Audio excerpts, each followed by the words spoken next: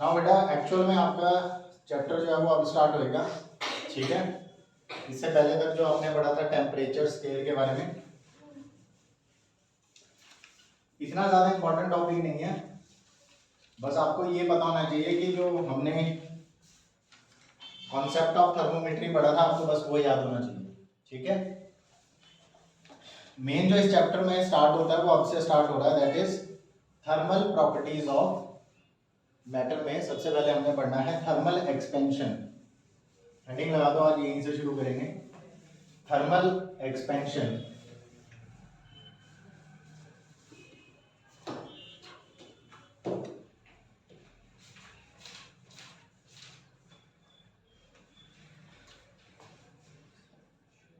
Thermal expansion. Now क्या होता है thermal expansion?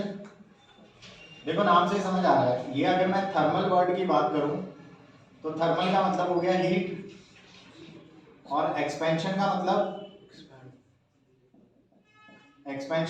Increase in length.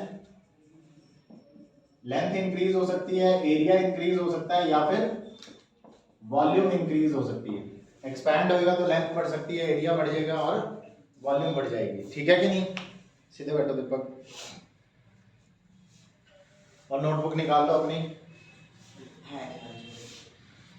So thermal expansion क्या है? थर्मल मतलब हीट, एक्सपेंशन मतलब increase in length, area and volume. तो अगर आप किसी ऑब्जेक्ट को हीट करो, हीट करने से वो ऑब्जेक्ट जो है उसके लेंथ में चेंज आ जाए, उसके एरिया में चेंज आ जाए, या फिर उसकी वॉल्यूम में चेंज आ जाए, तो उसको हम बोलेंगे थर्मल एक्सपेंशन, ठीक है। तो बेटा डेफिनेशन क्या है? डेफिनेशन है expansion of a material, expansion of a material. अब मटेरियल में कुछ भी आ सकता है, सॉलिड आ सकता है, लिक्विड आ सकता है और गैस, कोई भी आ सकता है। Expansion of a material with increase in temperature, with increase in temperature is called thermal expansion। मतलब अगर आप टेम्परेचर बढ़ाते हो, मतलब हीट करते हो किसी ऑब्जेक्ट को, और ऑब्जेक्ट में एक्सपेंशन हो जाए, ठीक है, उसकी लेंथ इंक्रीज हो जाए, एरिया इंक्रीज हो जाए, या वॉल्यूम इंक्रीज हो जाए, so that is called thermal expansion. Clear है या नहीं?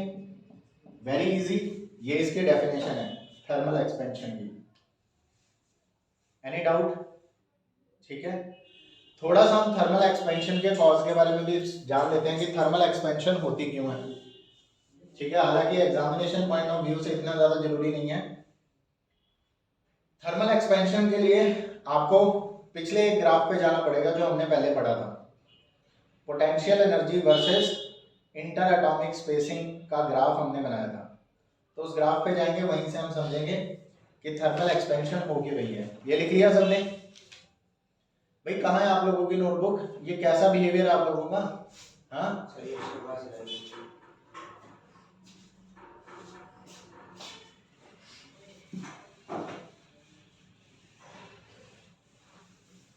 इसके बाद ग्राफ बना लेते हैं।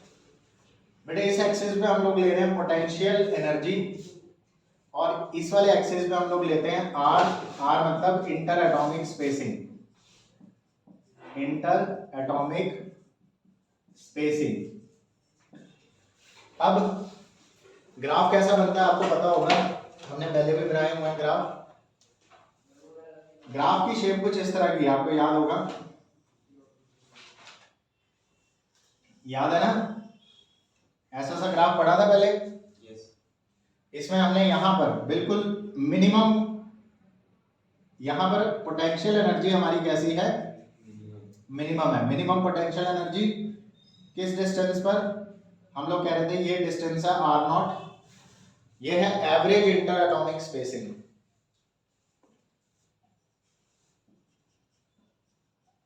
एवरेज कह लो, या हम इसको बोल सकते हैं inter atomic spacing at equilibrium position. Inter atomic spacing at equilibrium, ये आर नॉट होता है। इस ग्राफ में अगर हम देखें तो जैसे जैसे आप ऊपर जाएंगे तो मान लो कि आपने हीट कर रहे हैं आप किसी ऑब्जेक्ट को, ये नॉर्मल है, आप किसी मटेरियल को देखते हैं उसमें दो पार्टिकल्स के बीच का जो डिस्टेंस होता है उसे हम आर नॉट कहते हैं। Under normal condition, under equilibrium, आप कोई भी मैटर उठा लो, उसके मैटर के अंदर के दो पार्टिकल्स के बीच का डिस्टेंस देखो कितना है, दो पार्टिकल्स के बीच का, उस डिस्टेंस को हम लोग बोलते हैं आर नॉट। अगर आप इस मटेरियल को, जो अभी मेरे पास मटेरियल है, इसके पार्टिकल्स के बीच का डिस्टेंस आर नॉट है, अगर मैं इसको हीट करूंगा तो ये डिस्टेंस चेंज होगा, या तो ज्यादा होगा या कम होगा, यस और नो। जैसे ही मैं हीट करूंगा इसके जो पार्टिकल्स हैं ये वाइब्रेट करना शुरू कर देंगे, करेंगे ना वाइब्रेट, क्योंकि हीट की वजह से क्या होगा, वाइब्रेशनल एनर्जी मिल जाएगी उनको, और पार्टिकल्स जो हैं वो क्या करेंगे, वाइब्रेट करना शुरू कर देंगे। ठीक है कि नहीं बेटे? यानी जो डिस्टेंस आर नॉट था, मान लो ये पार्टिकल है, ये पार्टिकल है, इनके बीच में डिस्टेंस आर नॉट है नॉर्मली। अब मैंने क्या किया, इस मटेरियल को मैंने हीट करना शुरू कर दिया, तो ये पार्टिकल्स अब क्या करने लग गए, वाइब्रेट करने लग गए। तो क्या आर नॉट डिस्टेंस चेंज हुआ? पहले आर नॉट था, हो सकता है डिस्टेंस आर नॉट से ज्यादा हो जाए वाइब्रेशन के टाइम पे, हो सकता है कि डिस्टेंस आर नॉट से कम हो जाए ड्यू टू वाइब्रेशंस, यस और नो।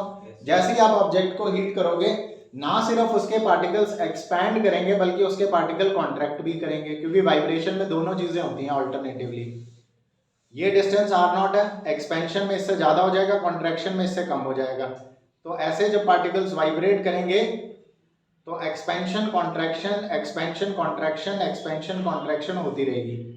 यानी आर नॉट से डिस्टेंस ज्यादा भी हो सकता है, आर नॉट से डिस्टेंस कम भी हो सकता है ऑन हीटिंग, जब आप हीट करोगे। तो मैंने क्या किया, ऑन हीटिंग, ये अपवर्ड एरो क्या बता रहा है कि जैसे जैसे आप हीट कर रहे हैं पोटेंशियल एनर्जी बढ़ रही है। आप देखो पोटेंशियल एनर्जी बढ़ रही है, चाहे आप यहां पर मिनिमम है, आप जब हीट कर रहे हो आर नॉट से कम डिस्टेंस हो रहा है, आर नॉट से कम डिस्टेंस मान लो आपने यहां लिया, ये डिस्टेंस लिया आपने R1 जो कि आर नॉट से कम है। अच्छा, आर नॉट से ज्यादा आपने एक डिस्टेंस लिया यहाँ पे, यस और नो। अब इन पोजीशंस पे देखो पोटेंशियल एनर्जी कितनी है, यस और नो बेटे? ये आ गई पोटेंशियल एनर्जी। क्या पोटेंशियल एनर्जी बढ़ी है? पॉजिटिव साइड की तरफ जा रही है ना, मतलब पोटेंशियल एनर्जी बढ़ रही है। मतलब जब डिस्टेंस चाहे कम हो चाहे ज्यादा हो, मेरे कहने का मतलब ये है पार्टिकल्स के बीच में डिस्टेंस आर नॉट था, चाहे पार्टिकल्स एक्सपैंड करें या पार्टिकल्स कॉन्ट्रैक्ट करें, दोनों ही केसेस में उसकी पोटेंशियल एनर्जी बढ़ेगी। ऑन हीटिंग यही हो रहा है, ऑन हीटिंग पोटेंशियल एनर्जी क्या हो रही है, बढ़ रही है, पोटेंशियल एनर्जी इंक्रीजेस। ठीक है। अच्छा, और अगर मैं वाइब्रेशन की बात करूं तो आप देखते हैं वाइब्रेशन, ज्यादा इंपॉर्टेंट बात यहां है जो आप बताने लगा हूं, ध्यान से सुनना। यहां से आप ऐसे समझो, ये पार्टिकल इधर को भी वाइब्रेट कर रहा है और इधर को भी वाइब्रेट कर रहा है कि नहीं कर रहा? ऐसे ऐसे वाइब्रेशन हो रही है ना। हमने हीट किया, पहले यहां था, बिल्कुल सेंटर में था पहले, फिर जब हमने हीट किया ये वाइब्रेट करना शुरू हो गया, आगे पीछे, है ना। कई बार ऐसा हो रहा है कि डिस्टेंस कम हो जा रहा है आर नॉट से, जैसे R1 हो गया, कई बार डिस्टेंस आर नॉट से ज्यादा हो जा रहा है, मान लो R2 हो गया ऐसे। तो वाइब्रेशन के टाइम पर एक्सपेंशन कॉम्प्रेशन, एक्सपेंशन कॉम्प्रेशन हो ही जा रही है, वाइब्रेशन के टाइम पर एक्सपेंशन एंड कॉम्प्रेशन हो रही है, यस और नो। बट एक चीज यहाँ पे ज्यादा चीज इंपॉर्टेंट क्या है, हम कह रहे हैं कि जब हम किसी चीज को हीट करते हैं तो वो एक्सपैंड ही होता है, कॉन्ट्रैक्ट नहीं होता। यहाँ दोनों चीजें दिख रही हैं, बात को समझो बेटा, मैं क्या समझाना चाह रहा हूं। अगर हम किसी चीज को हीट कर रहे हैं, ऑन हीटिंग पोटेंशियल एनर्जी बढ़ रही है, पार्टिकल्स कॉन्ट्रैक्ट भी हो रहा है, एक्सपैंड भी हो रहा है, पर हम कहते हैं हीट करने से चीजें एक्सपैंड ही होती हैं, कॉन्ट्रैक्ट नहीं होती। ऐसा क्यों? क्या पॉसिबल नहीं है? हीट करने से क्या हुआ? हीट करने से तो वाइब्रेशंस हुई, और कुछ हो रहा है क्या? या ऐसा हुआ कि हीट करने से पार्टिकल बस दूर चले गए? ऐसा तो नहीं हो रहा, पास भी आ रहे हैं। मतलब एक्सपेंशन कॉम्प्रेशन दोनों एक साथ हो रहे हैं। बट प्रॉब्लम क्या है, फिर भी हम यही बोलते हैं कि पार्टिकल्स हमेशा क्या करते हैं, एक्सपैंड ही करते हैं। बेटे ये एक एवरेज वैल्यू है, रिजल्ट देखो, अगर आप ध्यान से देखो कॉन्ट्रैक्शन इतनी नहीं है, एक्सपेंशन ज्यादा है। कॉन्ट्रैक्शन कम है, एक्सपेंशन ज्यादा है, यानी on an average material expand ही करेगा। अगर मैं इसको वैल्यू दे दूं कि 10 यूनिट एक्सपेंशन हो रही है, 4 यूनिट कंप्रेशन हो रही है, तो ऑलमोस्ट 6 यूनिट तो एक्सपैंड कर ही रहा है ना, यानी ओवरऑल रिजल्ट देखो तो पार्टिकल्स एक्सपैंड ही करेगा। आ रही है बात समझ में? ये जो ग्राफ है, ये ग्राफ, ये जो कुआं यहां बन रहा है, ये जो वैली यहां बन रही है, ये वैल्यू सिमेट्रिकल नहीं है, आर नॉट के सिमेट्रिकल नहीं है, आर नॉट से उस तरफ कम है, आर नॉट से इस तरफ ज्यादा है, यानी एक्सपेंशन ज्यादा हो रही है, कंप्रेशन कम हो रही है। तो मतलब वाइब्रेशन अगर ये आर नॉट है और वाइब्रेशन अगर पार्टिकल में हो रही है, तो कंप्रेशन की तरफ वाइब्रेशन कम हो रही है, एक्सपेंशन की तरफ ज्यादा। समझ रहे हो कि नहीं? तो ओवरऑल जब हम देख रहे हैं तो एक्सपेंशन ज्यादा हो रही है, ऑन एन एवरेज देखा जाए, रिजल्ट निकाला जाए तो एक्सपैंड ही हो रहा है मॉलिक्यूल, इसलिए हम कहते हैं थर्मल एक्सपेंशन। यस और नो बेटे?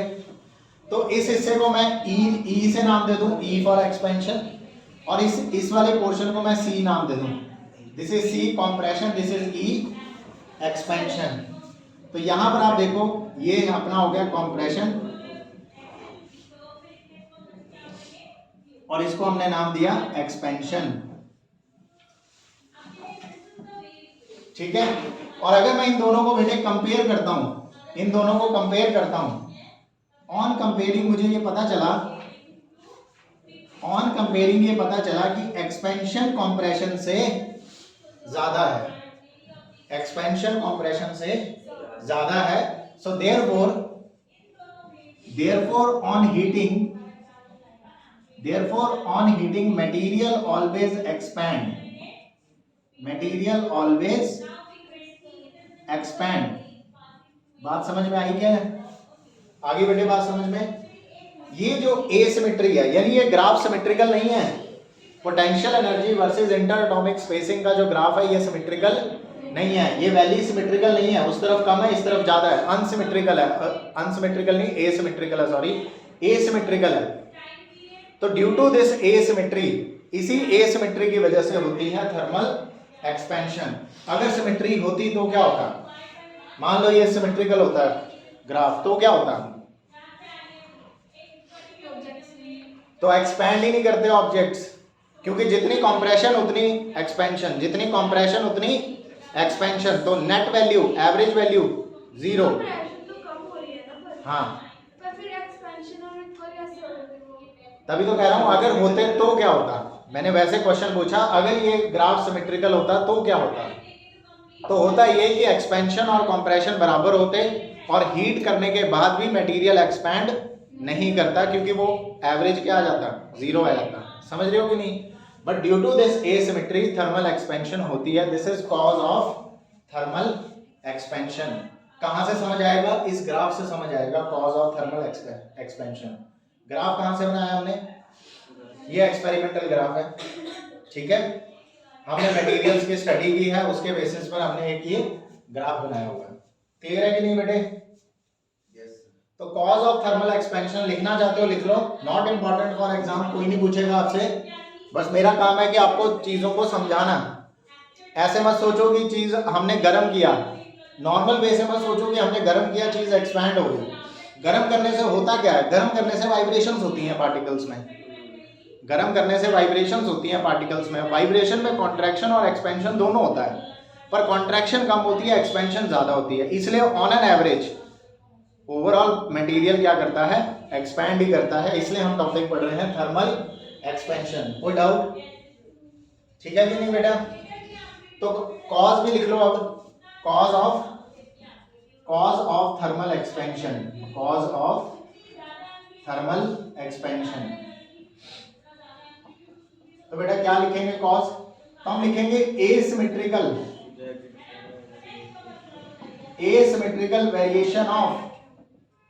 asymmetrical variation of potential energy with interatomic spacing.